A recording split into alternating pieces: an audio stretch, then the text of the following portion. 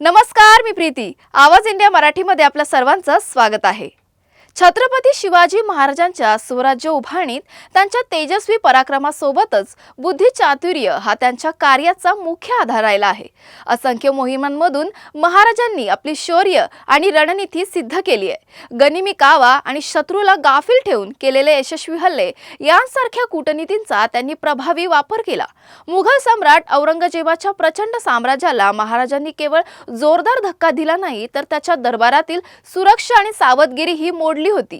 शिवरायांनी आग्राला जाण्याचे निश्चित ठरवून दरबारात मुघल साम्राज्याला निडरपणे आव्हान दिलं होतं.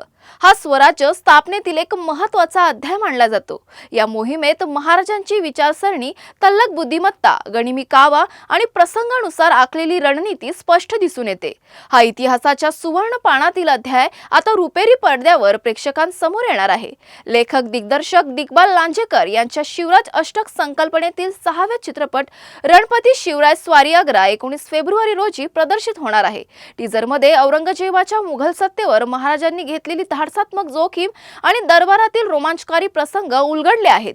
पॅनोरमा स्टुडिओज आणि मुगाफी निर्मित या भव्य चित्रपटाचे लेखन दिग्दर्शन दिग्बाल लांजेकर यांनी केलं आहे.